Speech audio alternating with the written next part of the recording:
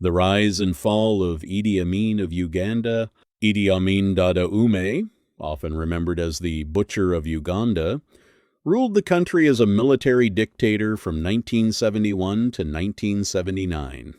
His 8-year reign was marked by extreme brutality, economic collapse, and widespread terror.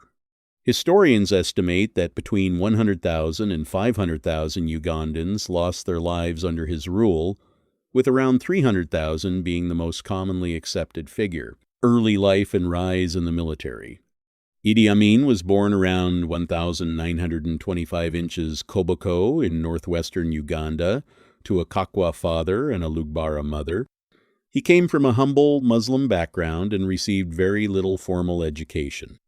In 1946, he joined the British Colonial Army, the King's African Rifles, initially working as an assistant cook. He rose through the ranks thanks to his physical strength and loyalty, serving in operations against the Mau Mau uprising in Kenya. After Uganda gained independence in 1962, Amin advanced quickly under President Milton Obote. By 1966, he had become commander of the Army and Air Force. He helped Obote strengthen his hold on power, but tensions soon grew between the two men over money, ethnic loyalties, and accusations of misconduct. The 1971 coup, seizing power. On 25 January 1971, while Obote was abroad at a Commonwealth summit, Idi Amin launched a military coup. Within days, he declared himself president, commander-in-chief, and head of the armed forces. At first, many Ugandans welcomed the change, hoping it would bring stability after Obote's increasingly authoritarian rule. Amin presented himself as a strong, charismatic leader and a champion of the common people. Consolidation of power and the reign of terror. Almost immediately, Amin began purging anyone he saw as a threat, especially soldiers and civilians from the Akoli and Lango ethnic groups who had supported Obote. He created brutal security agencies like the State Research Bureau and the Public Safety Unit. These forces ran torture centers and carried out thousands of extrajudicial killings. Bodies were often dumped in the Nile River or left in public places to spread fear. In his first year alone, an estimated 10,000 people were killed.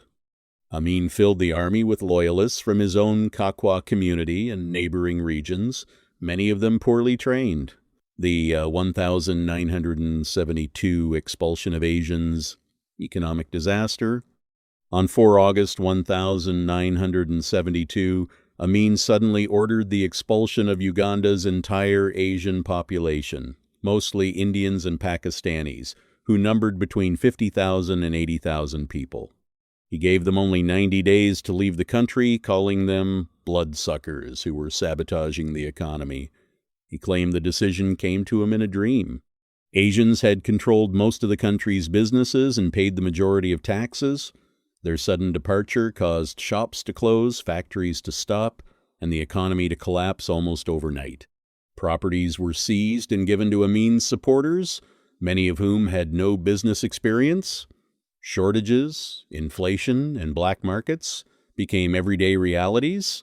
Peak of power, eccentricity, and brutality.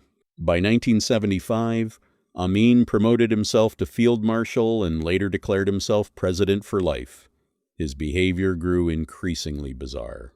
He broke ties with Israel and Britain, aligned with Libya's Muammar Gaddafi, and sent insulting messages to world leaders. In 1976, he was linked to the hijacking of an Air France plane to Entebbe, which ended with a daring Israeli rescue operation. At home, the terror continued. In 1977, the murder of Anglican Archbishop Janani Luwum shocked the world. Ethnic killings, disappearances, and torture remained constant. The economy worsened dramatically due to mismanagement and the loss of skilled workers. The fall, the Uganda-Tanzania War. By late 1978, Amin's regime was crumbling under economic ruin and growing opposition. In a desperate move, He ordered his army to invade Tanzania's Kagera region in October 1978, looting and killing civilians there. Tanzanian President Julius Nyerere responded with full force.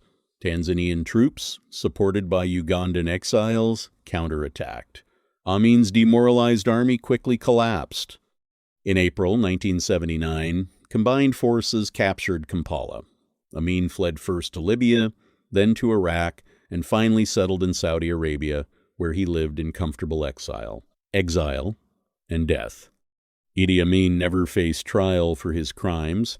He lived in Jeddah, Saudi Arabia, with several wives and many children. On 16 August 2003, he died at the age of about 78 from kidney failure. He was buried in Jeddah. After his fall, Uganda went through more turbulent years before relative stability returned under President Yoweri Museveni from 1986 onwards. Legacy. Idi Amin's rule left deep scars on Uganda ethnic divisions, destroyed infrastructure, a shattered economy, and a traumatized population.